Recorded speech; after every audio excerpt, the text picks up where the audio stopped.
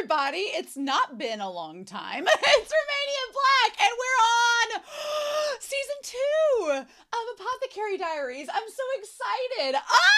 It has been a long time since I've just immediately dived in straight from one season to the next. I know that I watched Blue Lock season 1 and season 2 within the same year. I know I did that. And I know I've watched shows where it's been, week to week as it's come out, like I'm doing with Link Click right now. But it's been a while since I've watched a season. I think maybe Vinland Saga is probably the last time I did this, where it was like one season ends and then there was like a little tiny break and then now a new season. But this has been probably the quickest turnaround as far as that goes. I think there was just a week or two in between for me, which was really, really exciting. So yay! But yeah, I'm so excited for season 2 and to watch it week to week with you all. That's so awesome. Yes, please. Yes, so really excited about that. Also for the fact that hopefully I'll be able to record before any spoilers get out on social media or anything like that. That's really important to me because I know with Link Click and with Apothecary Diaries, they're two series I don't want to be spoiled about. So, and I know that the internet is rampant with spoilers, so being able to watch them relatively as they come out is very important to me. So, yeah. But anyway, I have a lot of comments from the end of this season, like episodes 23 and 24 of season 1, as well as the shorts to get through. So we're going to dive into those. This is probably going to be a long intro, and then we're going to get into the episode itself. So Lorelei S. says that it gets discussed in the light novel, but I believe that Locken's father purposefully prevented Function's letters from getting to him. What a dick move. How dare. I felt so bad for Locken by the end of season 1 because we finally got to know his character and know his circumstance. Horrible. So that's really hard to know. Sad days, right? HBanana7 points out that there's a scene back in season 3 of season 1 where when they are sending Fuyo off, MaoMao looks at her pinky. I remember that scene, and now it all comes full circle and makes sense, right?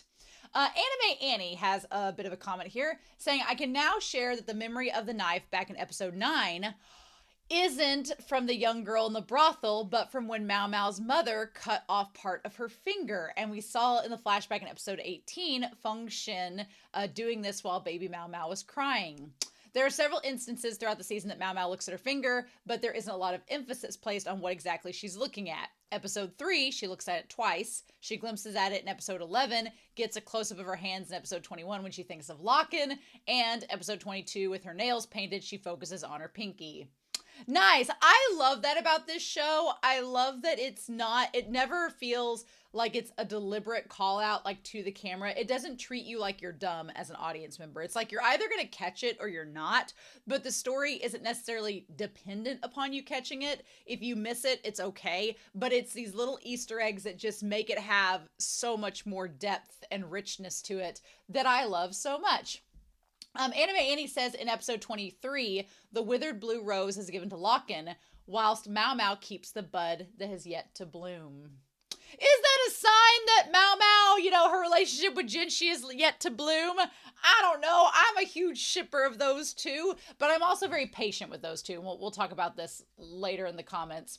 And then finally, Anime Annie says that Locken forking out the money to pay for the extra 4 days and nights of celebrating his beloved Function really shows how much he truly loves her. Also, for me, it felt like he was trying to give her back the time that they'd lost. But yes, the way that Function's lying on the bed, draped in the wedding clothes, it does make it seem like she's passed. I feel like she's died, and that this was his last few months with her, which is horrifically sad, but at least they got some time together that they didn't think they were going to get in the first place. We'll give them that. Amelia Jean-Claude says that MaoMao echoing her mother's words in episode 23 is really interesting too. It makes me feel like her getting out of the brothel and making a career for herself in the palace is breaking a cycle her family may have been in for generations. Yeah, I hadn't thought of this, but we don't know anything about MaoMao's mother's family. We don't know about Function's family, but it could very well be that it had been a cycle of, growing up in the brothels and everything like that, and MaoMao was just, this is her chance to kind of break the cycle, which is funny because if Jinshi can find an heir to the throne, he can break away from the emperor's family maybe, and break the cycle for himself. So I'm rooting for MaoMao and Jinshi to break the cycle for themselves, basically. Icy says that Locken has an actual disability called prosopagnosia, or face blindness. Also, him naming Loman the chariot is adorable. It's the most powerful piece in the game. I can see MaoMao getting her bluntness and matter-of-fact nature actually from her mother. Yeah, both of her parents are kind of, I don't want to say that the mom is neurodivergent too, but they're both very blunt and very honest and very straightforward and not very emotional people. So MaoMao gets it pretty naturally. In episode 23, Icy says that Locken called the finger-severing thing Yubikiri. The subtitles are a bit misleading because in Locken's specific case, it may not have just been a curse. Yubikiri is popular in Edo period in Japan, where the courtesans would give the men they loved their severed fingers to declare their devotion to them. Nowadays, I think only the Yakuza does it. They sever pinkies off people who didn't keep their word. It's basically hardcore pinky swearing.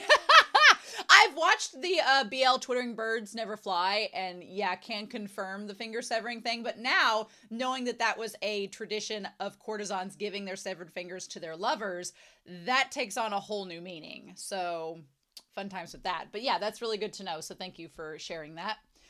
Gus in A says, after Locken's backstory and relationship with MaoMao is recontextualized, my read on him helping MaoMao get past the guard at the ceremony turned from, quote, him wanting some credit for saving the noble and for MaoMao to be in his debt to, quote, him wanting MaoMao to be able to save the noble for her own accomplishment. Yeah, everything kind of gets recontextualized once you realize Locken's not a terrible person and he's actually just a neurodivergent doting dad. Everything gets recontextualized. He's a deadbeat, neurodivergent, devoting dad. And he just wanted the best for her, so damn. No joke. Amy Powell, 5064, says in the first episode, it's mentioned that ignorance is harmful. MaoMao agrees, yet she willfully embraces ignorance at times as a form of self-protection. Yeah, I feel like this series constantly gives us the idea that we should not use conjecture. We should wait on absolute evidence. But at the same time, MaoMao, as a form of self-preservation, sometimes uses conjecture as well and does not rely upon, or if she doesn't have the hardcore facts, she sometimes does draw conclusions as a form of self-preservation. Yep, I agree with that. Little Dude says, all of our interactions with Locken have mostly been through his conversations with Jinshi. And with Locken being very mistrustful of Jinshi, of course he would come across as slimy and nasty to us. Which is so true. It's the idea that he doesn't like Jinshi, so he's kind of, snide to him. And that in turn makes us feel like he's a snide character, but that's not entirely the case. Little Dude says, I think when Function and Locken are both thinking about playing their games during sex, it was another way to show how similar their priorities were. They were less interested in physical indulgences and passion and finding more pleasure in the analytical or mind exercises like Go and chess, each just thinking of their preferred game.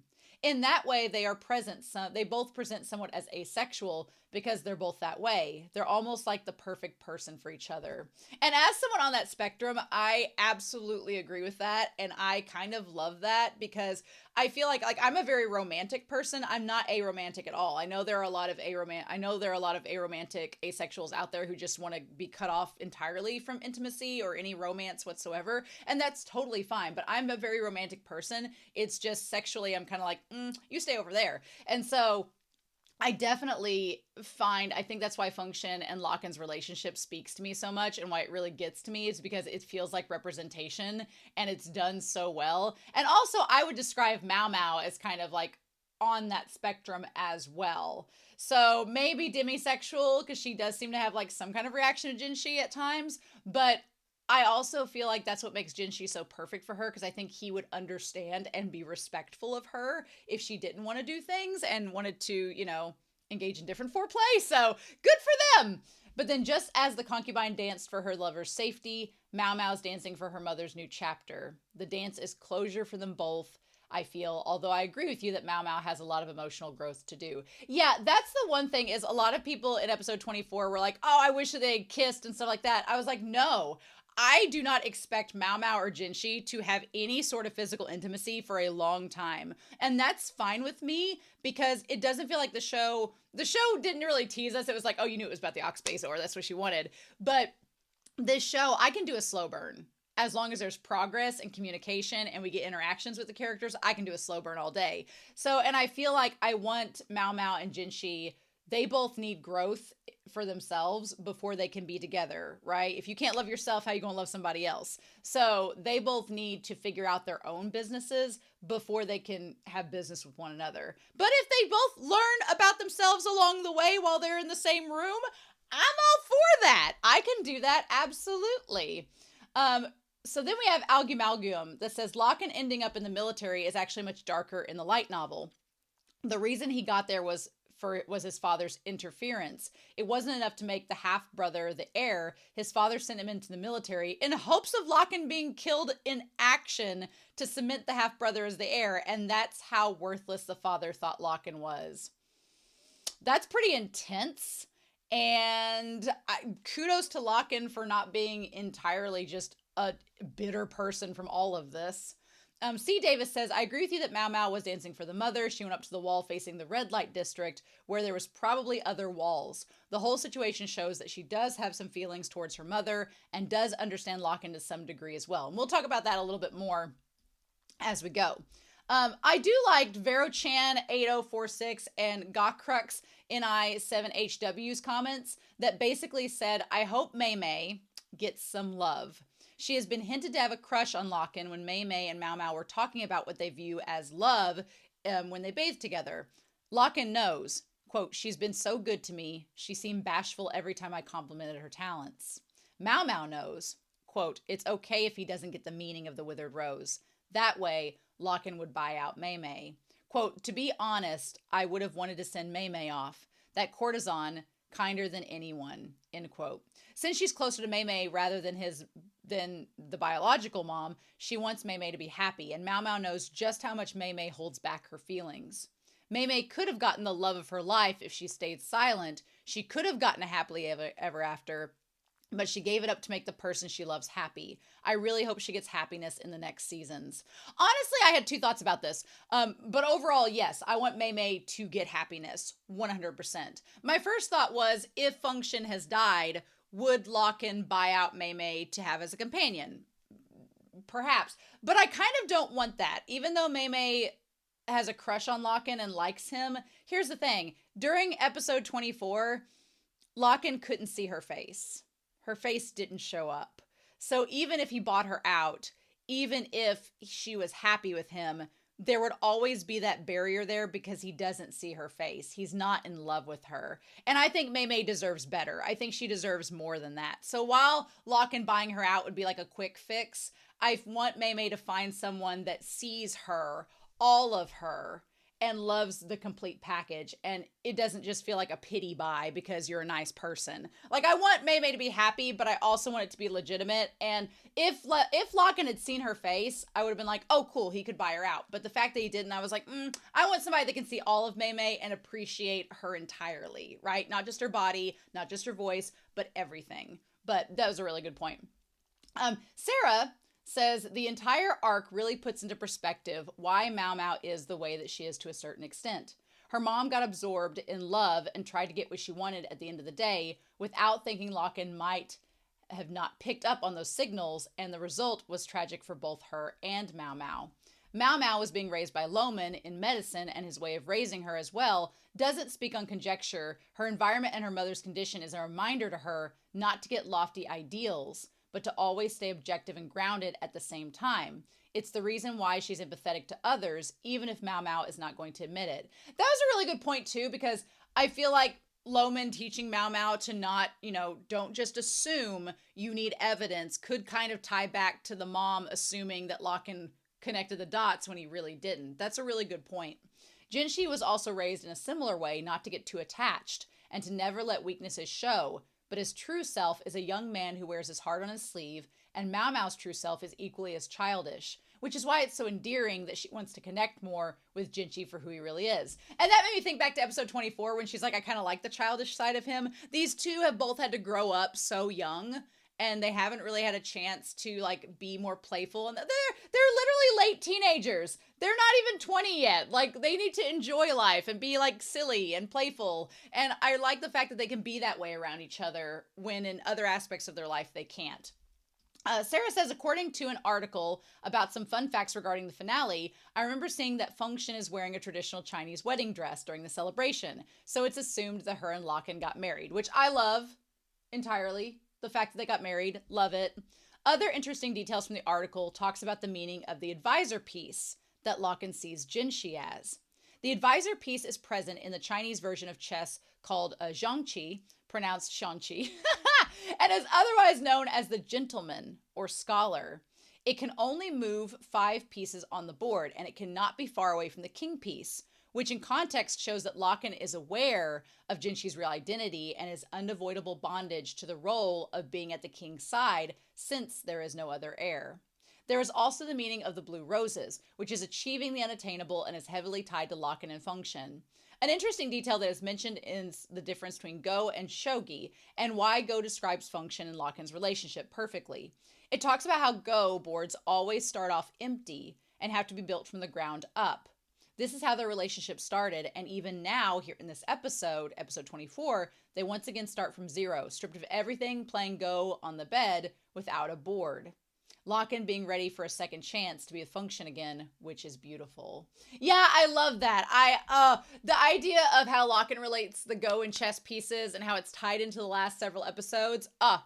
Chef's kiss. Love it. And then finally, I know this is a long intro. Rhett the Best has a lot of information about the novel for episodes 24 in the shorts. Rhett the Best says, in the novel, Locken knew the cups contained hard alcohol, but not what the poison was. MaoMao tells Jinshi that the poison is sugar and salt to make the alcohol be absorbed faster.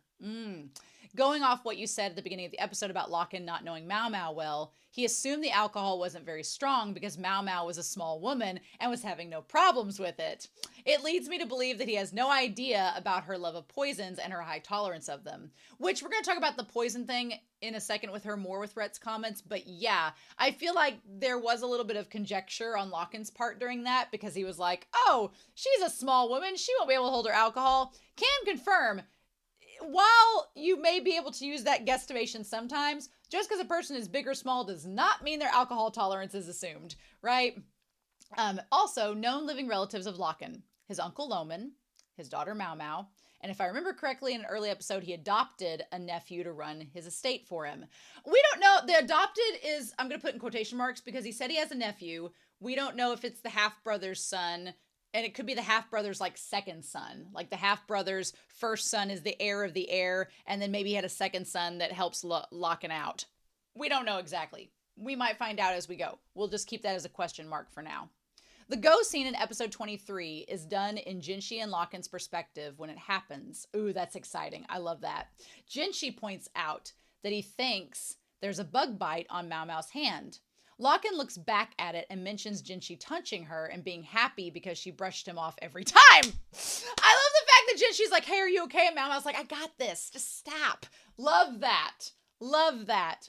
MaoMao also states that Locken can see her face, her mother's face, and Loman's face, but Locken says that he sees Loman as a high-ranking chess piece, but he cannot see his face. That is such a cool detail because it just shows how much Loman relates to MaoMao, and also shows that even MaoMao, who pays attention and is really smart, she doesn't always get it right. Because Locken's like, no, I can't see Loman's face. But Loman is in such high regard in MaoMao, she'd be like, well, of course he could see his face. Interesting. The granny of the brothel this part got me. I was like, made Locken pay the amount they lost with the entire Function thing over the course of 10 years before he was even allowed back in the brothel. So basically, he had already bought Function with interest without even knowing she was alive. That woman in the brothel, she's like, you don't even get to come through the doors unless you sign a 10-year payment plan for what you've done. Damn. We get a bit from Mei Mei's point of view where it states that her Go matches with Locken were her sitting there. And this also reinforces what I said earlier. While he replayed matches he had with Function from memory and talking about how much he loved her and bragging about MaoMao. At that point, I'm like, yeah, he's using Mei Mei as a soundboard. Not in a mean way, but she's just a soundboard so he can relive all those matches and talk about MaoMao, which I'm assuming Mei Mei tells MaoMao about, and so MaoMao kind of knows how Locken is, but I get why MaoMao still thinks the way that she does about Locken, because it's hard to just, even when someone tells you that a person loves you and they've been considerate, when you went all this time without them and you know what you know, it kind of makes sense why she would think that way. When Locken and MaoMao first met, it was right after one of the times that the old lady had beat him with the broom. He had been beaten bloody and was almost unconscious and on the ground covered in blood, which adds to the freaked out expression that baby MaoMao had. He put the limit at 100,000 first because his nephew would throw a fit about him wasting money on the courtesan, but then he spends whatever for function. When MaoMao is explaining the face thing to Jinshi, it gets kind of confusing in the book.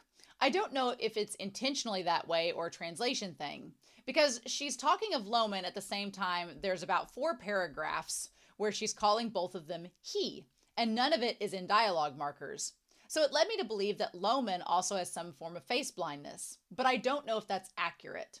So here's the thing though, Read the Best talks about that they don't know for sure if Loman has the face blindness condition as well, but if they did, then the whole thing about Loman being unable to tell the babies that had been switched with Jinshi and the Emperor's brother, that puts it all in a different perspective. And because if he was face blind, he could have assumed the baby he was holding is the right baby, but it might not have been. So who knows? I mean, again, we can't use conjecture. We don't need to use conjecture, but it could very well be. We don't know. So we'll just have to wait and see on that one. And then finally with the shorts, they pointed out, and I'm going to talk about this because I love AUs. I love kid AUs. I love couples getting together and having a family. That's great. I think we all love to imagine it. It's a fun time. But Read the Best does bring up a good point that MaoMao, while the idea is appealing of her and Jinshi, like long-term having kids, MaoMao experiments a lot with alcohol and poisoning. Is she the best fit to be a mom if she was doing that? You know, could that cause a lot of problems down the road? My whole thing is I like to ascribe, you know, I think it's fine if anybody wants a family. If anybody has kids, that's totally fine. But I do get kind of irked sometimes because I personally do not want to physically have children. That's not in the cards for me. I might adopt one day, who knows? But if I don't, I don't.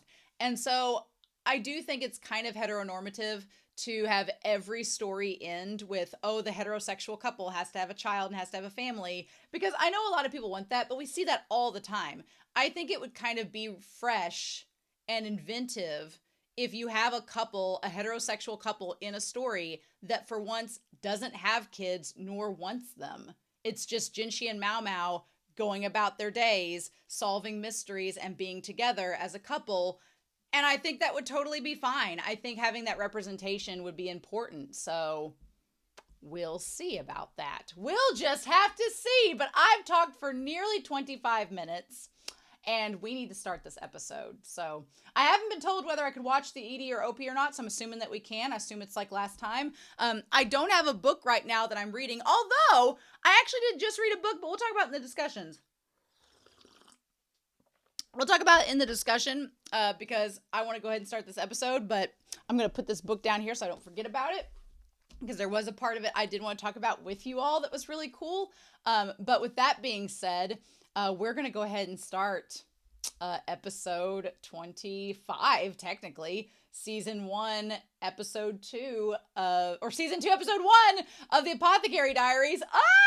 Thank you all so much for watching with me. I cannot wait, but we're going to start this episode here in 3, 2, 1, and let's go.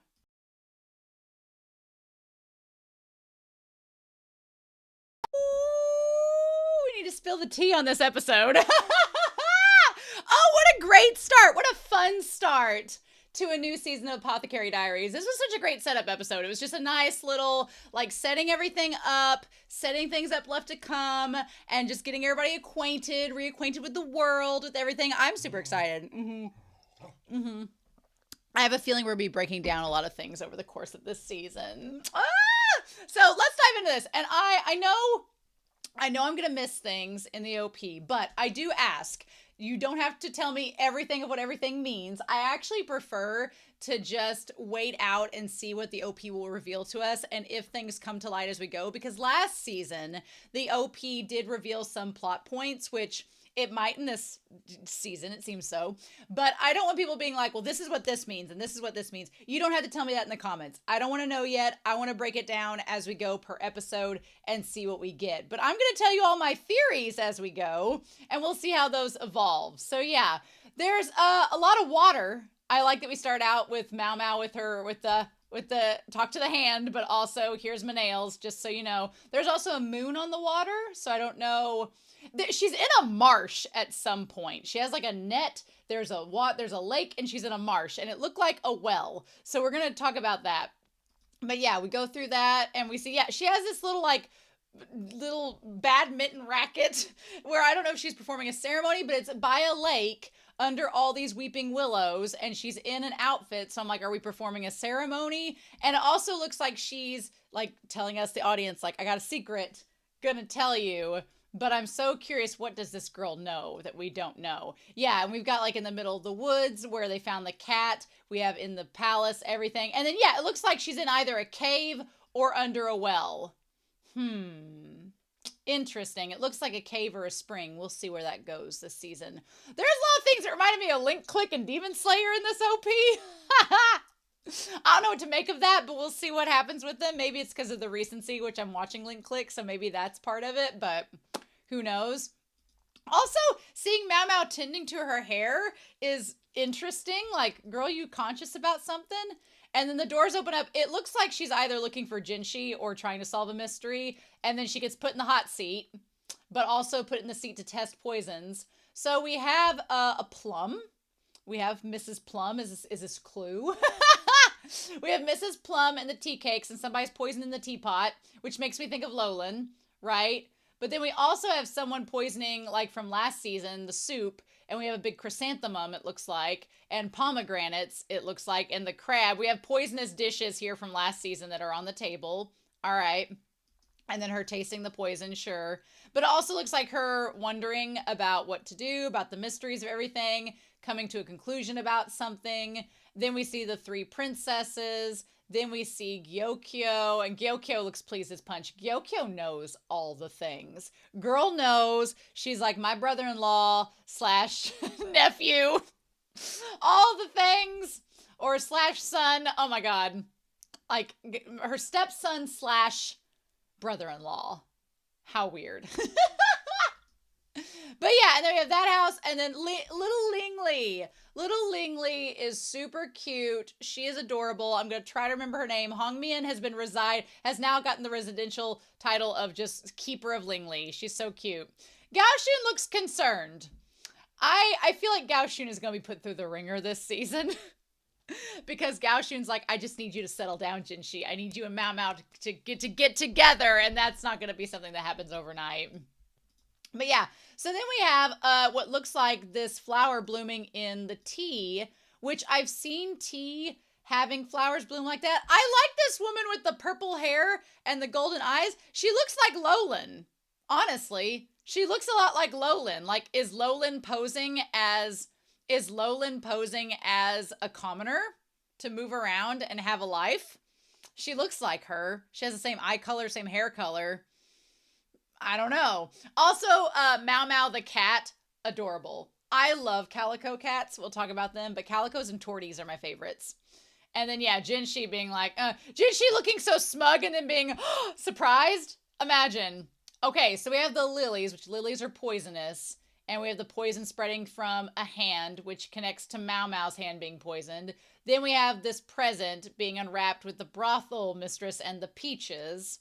What else is in the teaches of peaches? What? Also, there's a portrait. We don't get to see what's on the portrait. Mysteries. And then we see this young man with the lotuses blooming around him. Now, I thought that might be Jinshi at first, but it looks like it's instead the guy that works at the brothel.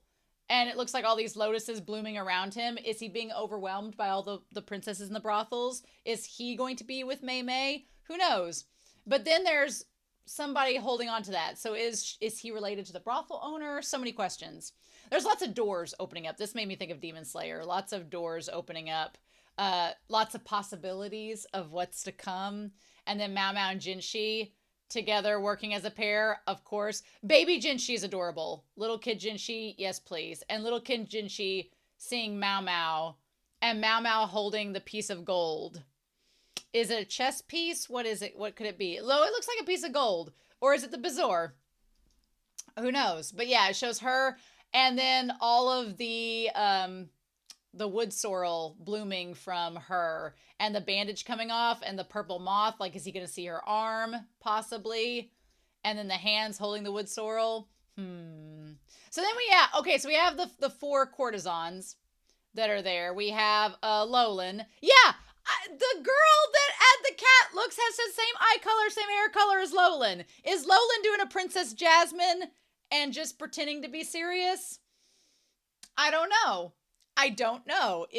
Is that part of it? Who knows? But she's represented by this one flower. I will probably look it up later once I have internet. And then we have little bells for Li Shu. And then we have, of course, Gyokyo and Li Hua. And then we have this woman that looks like... We have 2 women, though. There's twins. Twins, Basil. Twins. Yeah, one has red and one has blue. They both look very similar, but they do look a little different. They have a little... Like, their bangs are different, too. Okay, so my theory with them... My theory with the 2 women there is that they are our beautiful courtesans being promoted to not only the emperor, but to the emperor's brother. Because what could be more dramatic this season than not only having to worry about Gyokyo being pregnant and having a kid and trying to make that an heir to the throne, but what if the 2 women come being like, we're here to court not only the emperor, but also the emperor's brother. There's 2 of us. And then I feel like at some point, Jinshi is worried that he's going to be touted by a woman to try to like sell him off because he's the emperor's brother. And he's going to be like, I don't want that. So I don't know. Maybe I'm wrong. We'll see. But I won't be surprised if the 2 ladies are like, we're here for the emperor. And maybe they're both here for just the emperor. And they're like twins. Haha. But maybe they're here for the emperor and the emperor's brother. And then they'll have to be like, about that. We'll see. We'll see. As far as how they reacted, though, they both like I thought one of them smiled. One smiled, one did not. So, interesting. I'm curious about them. And then we have all these hands bloom up. So one hand has the hairpin that Jinshi gave MaoMao. One has the ore from the piece of metal. One has a mushroom. One has, is it the Bazor or is it gold? One has a lunar moth. One has a bow. One has a flower set. One has a paper that's been folded up. One has a ribbon, and one has a frog. Frogs can be poisonous, so we'll see about that. Also, there's 1, 2, 3, 4, 5, 6, 7, 8, 9, 10. 10 items, possibly. And if we have the first core being 12 episodes, then sure, each one of these items could be something that happens in an episode, perhaps. We'll see where that goes. And then, yeah, all the doors open up, and there's MaoMao, Jinshi, and the Emperor. Interesting. And then there's a lot of water theme in this. Can we also just point out that MaoMao with the hair down and looking back towards the camera, MaoMao and Jinshi are like a power couple. Like, just the 2 of them. Oh, and the one ribbon, maybe the ribbon's pointing to Jinshi. Look, I don't care how slow burn this is. Okay, yeah, because then see the one girl with the bow hairs.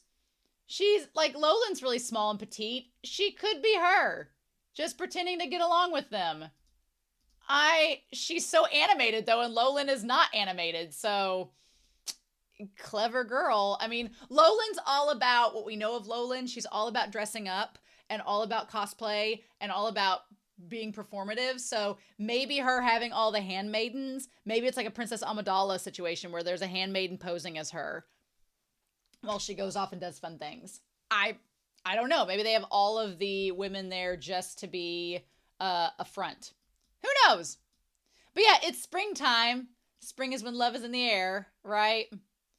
And then, of course, all the essential oils are selling like hotcakes. Okay. That's where it all is. Everybody's getting these oils. And there's all the courtesans and the red light district and everything. Okay. So it is presumed, as Mei Mei is cleaning the room that Function was in, presumably, that, because it's in the back part, that Function is passed. Yeah. Like that's that bed area and everything. So Function has died. And Locken's gone back. Okay. And she has the one go pebble to keep left to remember her by. That makes me so sad. I mean, fitting that we get season 1 closure with the two of them. It makes me so sad, but it makes me feel good in this moment to know that Mei Mei is okay with what's happened, and she knows that Function is in a better place and doesn't have to suffer anymore. Like, but man, that's really hard. Like, 'cause she grew up with Function and knew all the secrets, but she seems in a good place. I want to get some pictures of her. I feel like she's in a good place there, so good for her. So yeah.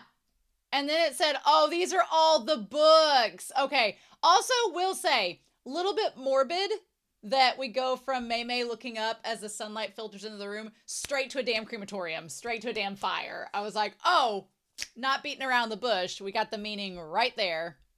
But okay. So the old woman is calculating how many of these smut books she's buying. And how much it's going to cost as the young man. Yeah, the young man there, maybe he's going to be involved in this season. I want to see what he's up to. But yeah, and then of course we have to ask the question. I want to make sure we have the subtitles on. Yes. Of saying MaoMao ordered it, apparently. I like the one, isn't it? And she's like, again. So yeah, the books that were ordered last time. And she's like, this is good business. We're going to get good business out of this. So they may just deliver it like you're told. So we don't know for sure if the brothel itself makes the books or if they're getting it from a printing press and it's like a third party situation. But MaoMao is doing some business lines. She's not only getting books to make the brothel money, but she's also doing essential oils. Doing some oil therapy, which, after she tells Jinshi that they can cause miscarriages, that kind of goes back to Rhett's comment in the intro of, MaoMao experiments with all of these chemicals and everything. It's probably good that she doesn't want any kids or that because, she's probably hurting herself. And we'll talk about that with this book that I read a few days ago here in a little bit. But yeah, basically boiling down all the petals to make the oils. Okay. And of course, Jinshi is watching everybody, checking on everybody, making sure they're all good. And then he goes to Lowlands, where there is an immense amount of handmaidens that are there. Okay, and Gaoshin's like, it seems a little bit extravagant. So here's the thing. They go to visit her. She looks as unbothered as usual. Looks as unbothered as usual, one would say. And then we go to Lingli. Lingli is freaking precious. Also, when Lingli cries, it's like Jinshi. So, girl, you are very similar to your uncle brother in many ways. That was so adorable. She's the cutest. And they're still trying to hide the fact that Gyokyo's having a baby. Which, good for her. She wears all the layers that she does because you wouldn't know any other way. But Jinshi was looking for MaoMao. And Gyokyo is all too happy to help her brother-in-law / stepson find her. I'm like, she's just having the time of her life with this. Good for her. She's like, oh, it must be spring. I'm like, bitch, Meanwhile, MaoMao is doing all the things in the lab. I'm glad her and the doctor are on good terms. They're having a great time. But also MaoMao's like, okay, people don't know about the baby. So we're trying to keep it hush, and she knows the doctor can't keep a secret, so there you go. And I also like the fact that she's distilling alcohol, and of course Jinshi's like, and she's like, not for me to drink. She's literally making just antiseptic, just making it to where she can disinfect things, all of that, and she's taking a lot of her teaching that she ascribes from learning from Loman, who learned it from the West, into practice, which is really good. So then the package arrives. I absolutely love that MaoMao. I love that MaoMao doesn't want Jinshi to know about the sex books. It's something really cute because the two of them supposedly, they're like, oh, we don't like each other. Oh, no, no, no. But then they're both kind of like modest and shy around each other, which is really adorable. And I love that trope with couples where when they're getting to know each other, they're like, oh, we just don't worry about it. Oh, you don't have to worry about me. I'm like, you too. You too. Because she's like, oh, it's lingerie. And she's like, and at first when she says it's lingerie, that immediately gets Jinshi to back off. But he's like, oh, I see. But I love that Gao Shun's like, really, this heavy? Gao Shun is such a little... Gao Shun is a damn stirrer. He's like, what are these undergarments made of if they require 2 men to carry? I'm like, Gao Shun, you are a genius. Frickin' love you. Love you so much. And she's like, I hate you, Gao Shun, really. I love it. And of course, Jin, she's probably like heavy undergarments. So then we find out about the books. She's like, the problem with the rear palace is the women are expected to be excessively innocent in matters of sex. Jinshi, MaoMao is trying to help him out. MaoMao's like, look, I'm trying to get the emperor to come over here as much as possible so you can get an heir. And Jinshi's like, you're helping me get things done. I like that about you. But this whole scene, I am obsessed with it. And she's like, most of the ladies in waiting gathered here are virgins. And Jinshi's look of being uncomfortable is the funniest damn thing, where he's just like, oh. It's kind of like when someone asks and you're on your period and you really don't want to say you're on your period and you're like, well, and they're like, no, tell me. And then you're like, I'm on my period. And they're like, oh. And I'm like, well, you wanted to know. So yeah, God, it's hilarious. If the emperor, and also what makes this even funnier is she's like, if the emperor finds a girl to his liking that, he wants to get down and dirty with, then, what if she can't perform due to not knowing what to do? Like, we're not going to question the emperor's ignorance, but everybody else, yes. But which the emperor reads a lot of these books, so he's probably enlightened. Also, poor Jinshi being uncomfortable, thinking that he's listening to things about his brother having sex when really it's his dad having sex. That's so awkward. Being like, I'm trying to help your dad get busy. Like, that is so uncomfortable. Like, in either sense, finding out about someone trying to help your dad or your brother have sex is just, he's just like, oh, I love these, like, that face that Jinshi makes is like, well, I want to have sex too. The face that Jinshi makes is like, well, but what about me? What about Jinshi's needs? And she's like, I thought they should be educated beforehand. And he's like, so you had all these brought in. Gao Shun reading the books is the funniest damn thing in the world. And so we see a picture of a man with no pants going towards a woman. And she's like, they're from back when I was teaching that seminar, and after all the work I did to get them delivered, he still found out about him out of Lady Hongnian's sight. Yeah, because she'd be like, really? I used to order them for the emperor who loves these, but I increased the order to get more business. Girl's trying to start a venture. Bad timing. I love Gao Shun just looking through the books, and she doesn't know. Gao Shun has probably done every damn pose in this book. Gao Shun can get it. Gao Shun is husbando number 1 right now in this series. Gao Shun, like him with the it looks like a turtle there. Gao Shun's like, oh yeah, I did that move once. I do not. Gao Shun is a kinky, freaky man. Don't you let me think otherwise. Him just looking through there being like, oh, once I get out of here, after I help Jinshi get to it, I'm going to try all these moves on my wife when I get home. Like, damn. Girl, don't make that face at Gao Shun. He can get it. Let him have his business. He's like, oh, these books are well made. The paper is of high quality. And she's like, oh, that's what he noticed. She's like, I thought he was a pervert. I'm like, girl, he don't need to be a pervert. He's already done all these moves. She's like, they're used as part of a new bride's package. It's popular because the pictures are enough to enjoy even if you can't read. Basically being like, you can follow these step-by-step instructions. This ain't IKEA manuals. They're like, you can follow the pictures and figure it out, even if you can't read the words. And he's like, oh, it's a print. Not wood block, but they use metal plates.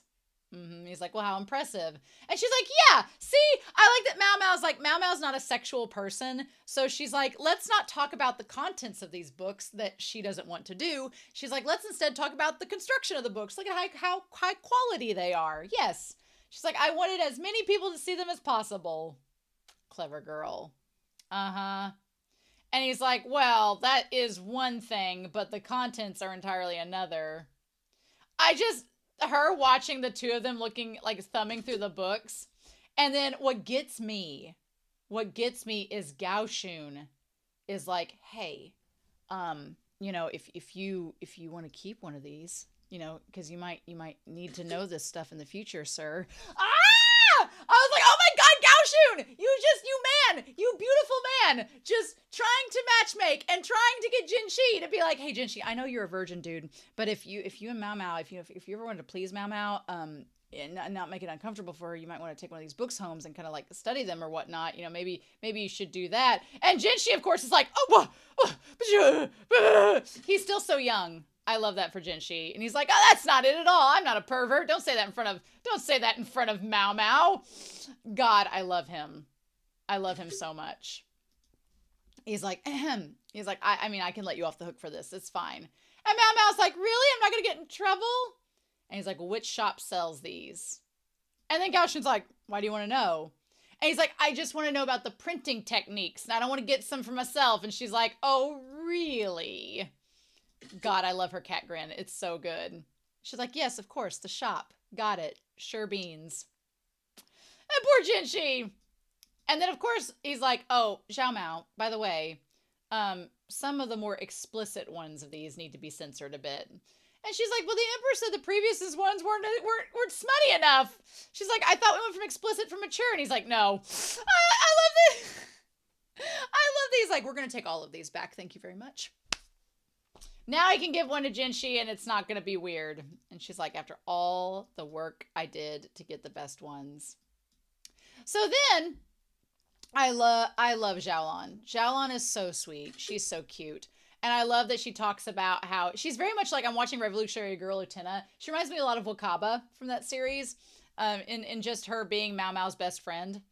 And she's like, this one girl's reading this very popular novel. I wonder if, because she says that there's somebody reading it to them. I mean, it could be the blue-haired girl that works for Gyokyo. I wondered if it was maybe Lolan, or the girl that has the bow buns. But, I don't know. Lolan threw the book away like she didn't want to read it, so I don't know. And so the Emperor has given them this book from the place that she told Jinshi about. And it's just a novel. And she's like, well, why would they want them to read the novels? But my thing is, what I really like about this is inadvertently, Jinshi is trying to get the women in the lower palace to become literate. And he was interested in that from the start, right? Because here's the thing. Becoming literate in the palace is a win-win for everyone.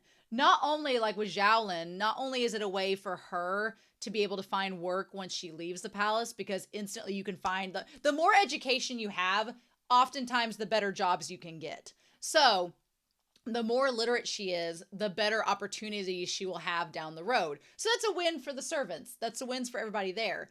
But from Jinshi's perspective, there's a lot of things this does. One, these women being literate will help them, with the sex books or whatever, and possibly help get more of an heir. But for everybody else in the vicinity, if somebody's trying to poison or do nefarious things, a lot of times, if you are dealing with people that aren't literate or can't read and write, then it kind of creates this inequity gap between being able to do a lot of things. Like if you need to pass a note during a time of crisis, like if you need to get a note being like, hey, there's poison in the drink, they have to be able to write and they have to be able to read to get that message across. And if there are inequities where only a certain few people can read and write, then that creates a disparage where if a situation goes down, only certain people will be able to help in that moment. So if Jinshi gets all the girls in the pavilion to be able to read and write, even to a basic extent, that will help in case if there's a crisis with Lingli, if there's a crisis with Gyokyo, if there's a crisis with Li Hua, any of those situations, if more women can read and write, that creates more channels of communication that can help during a crisis. So good on Jinshi for trying to get these women to like read certain things. Good on them. I like reading. Reading is what? Fundamental. And I'm so glad for that. So we do see like why handed out to the concubines of noble birth. So then we have this root that she is cooking. We don't exactly get to see what she's doing with the root in that moment. She's just making some stuff. So we don't get to see the process of what she's making. So I'm curious if that's going to come back, because that was one of the words, the root she did was one of the words that she was describing to Xiaolan. So maybe there's a reason for it. I also like the fact that she tells the one woman from Gyokyo, one of her handmaidens, to make copies of the book. And yeah, that would be a lot of work. But at the same time, you know, the internet doesn't exist over there, and technology is pretty low key. So what else are they going to do? And also that's a kind of a grassroots way of promoting literacy. And I like MaoMao saying this is probably the interpretation of his ideas. If the books become popular in the rear palace, then many will want to try to learn to read. And especially if the book is a popular novel. She's like, back when I was Master Jinshi's servant, he did ask me, and then we tie back to this one flashback scene, what do you think we can do to improve the literacy rate of the court ladies? And so she's like, he shows a very roundabout way of doing it. If anybody is roundabout about anything in this story, it is Jinshi. He will go around the long way around to get to the point, out of caution and out of trying to make it as secured as possible. So yes, then we get this really cute scene where Xiaolin learns to write. And what I love about it is when Xiaolin's like, what does she say there? In that moment, she's confessing to MaoMao, saying that she tells her the reading, she's like, the girl spent so much time making copies for me. She's like, I can't cheat. I want to learn the correct way. And MaoMao feeling so, she's like, oh, you want to learn and you want to do things for yourself and you want to become a smarter person. Like, knowledge is power. Like, I love the little head pats and little head rubs that MaoMao gives her. Jinshi would love to have one of those, by the way. So yeah. So then we go back to this scene that I thought was going to be scary. Now, the one girl roaming around with the bow buns that is roaming around the palace that shines the lantern, I thought it was going to be somebody attacking her. I thought we were going to have a literal dead body in the first episode. I thought it was going to be a corpse. I thought somebody was going to come out and kill her. And then I thought that MaoMao was going to stumble across a dead body in the first episode and it was going to start a thing. Luckily, that was not the case.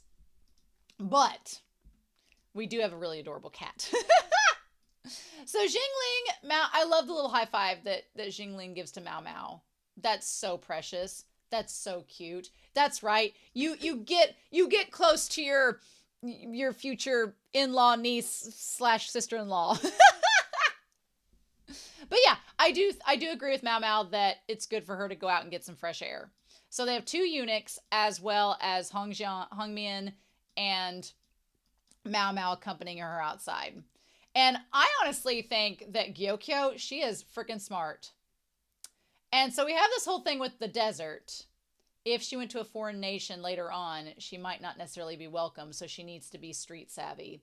I'm wondering if maybe even the twins that are coming are going to try to be like, hey, our brother would like to one day marry your daughter down the road.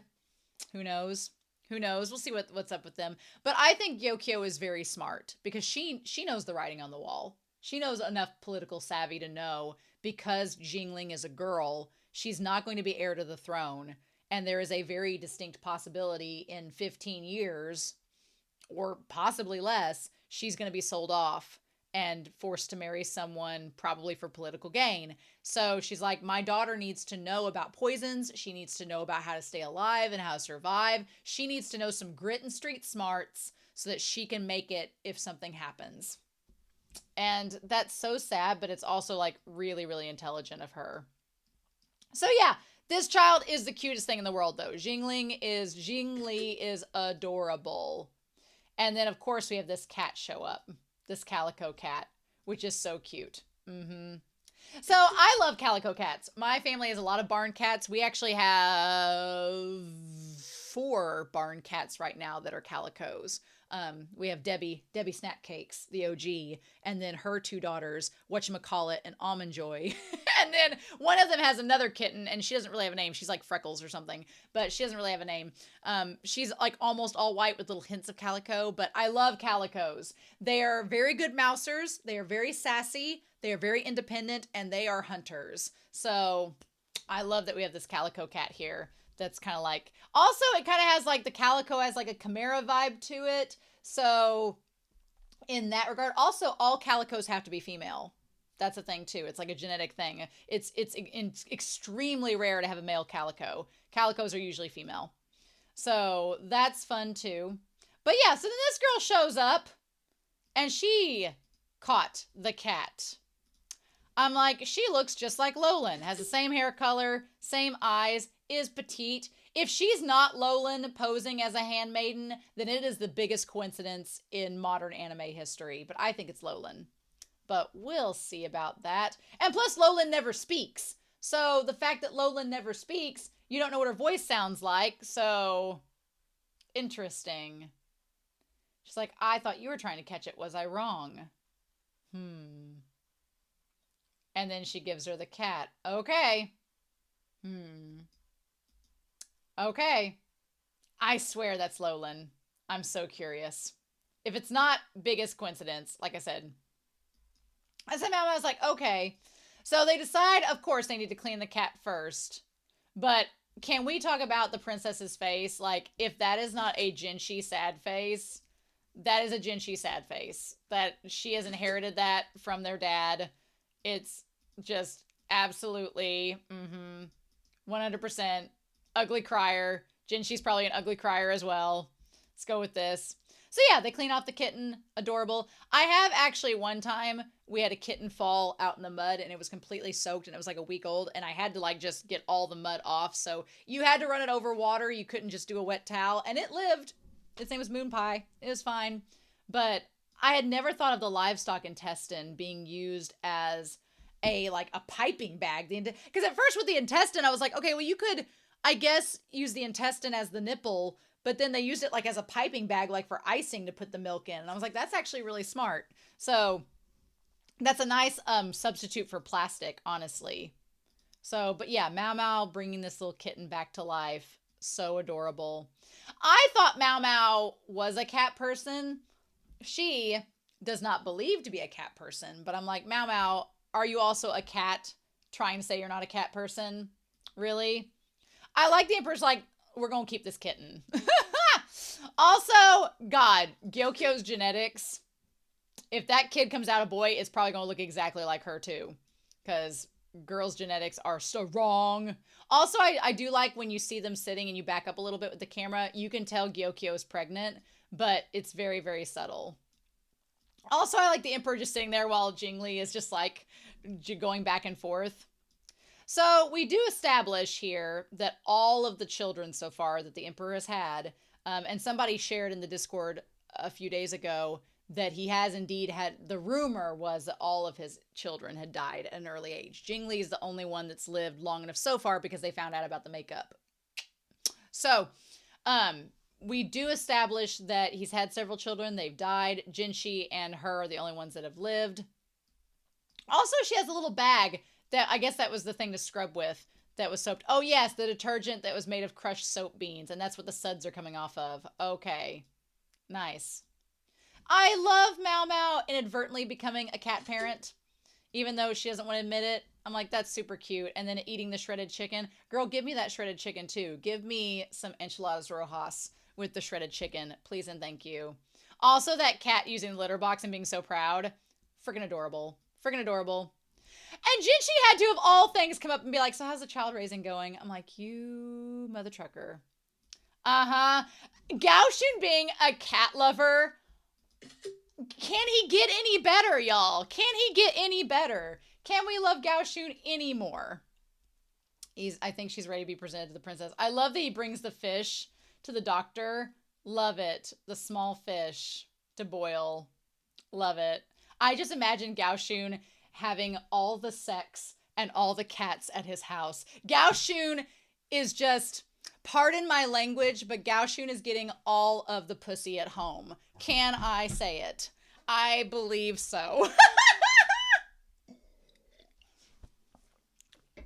Clutch my pearls, that's so vulgar. No, but seriously. And then Jinshi holding up the cat, being like, also Jinshi saying that she's female. From that angle, good on you telling that, because sometimes it's hard to tell with a kitten what their gender is. But, I mean, calicos are female, so yes.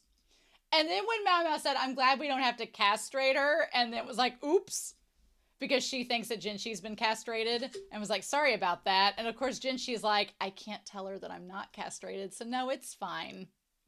Don't worry about it. And in a rare moment, MaoMao's like, I'll just get you a snack as apologies. I'm like, but then she goes to the sausage, and she's like, nope, not that. Don't want to add insult to injury. So yeah, they just bring tea biscuits. Also, can I say, the two of them being cat parents to this and her saying, I actually don't like cats. And he's like, oh, honestly, in this moment, I took this as a really fun metaphor because you have these two individuals playing with this cat and we, the audience, are like, oh, they have a family and it's their cat. But then both of them saying, well, we actually don't really... I took it kind of almost as a metaphor of saying they don't really like kids. They don't really want to have that. But I'm going to stick to my guns on that one. And he's like, but your name means like MaoMao. And she's like, I know. I get that a lot. And she's like, well, you seem to like cats. And then they look over to Gao Shun, who's just so giddy about the fish and everything. And not as much as those two. And he's like, I don't understand the appeal. This scene, y'all. He's like, I don't get the appeal of cats.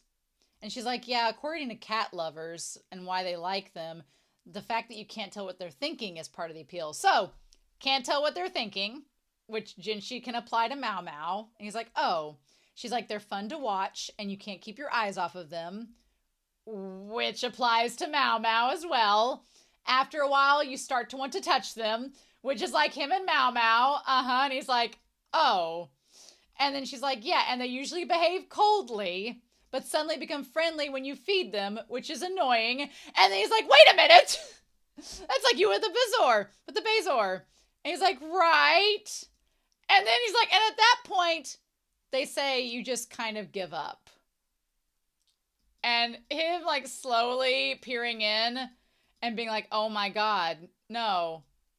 And she's like poking at their paws, kissing them. It all seems unsanitary.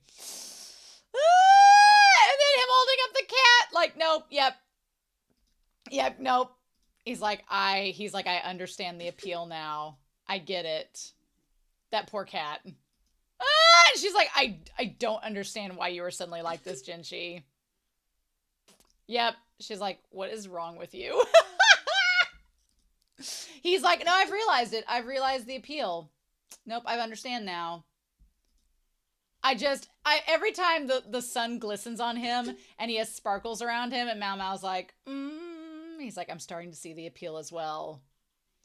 And she's just like, what? I love it. Like, what a bunch of weirdos. What a bunch of weirdos. She's like, is that so? So they never figured out where the cat came from, but they decided to keep it. And it became the purveyor of getting all of the mice out of the apothecary pharmacy. And they call it MaoMao. Love. So cute. So yeah, they're getting all these robes cleaned up and everything because there's a caravan coming. And these two twins, Basil, are in the caravans. I can't imagine what they're coming and what shit they're going to stir. I suppose we shall see. Interesting. Okay, so they are calling this episode 25. So, okay. Episode 25, season 2, episode 1, but episode 25, calling it that. Okay. All right. Fair enough. We'll go with it.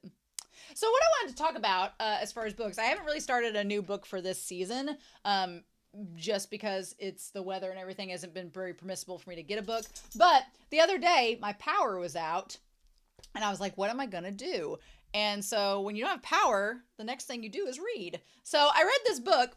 If you like reading about pandemics and about history, it's The Ghost Map by Stephen Johnson.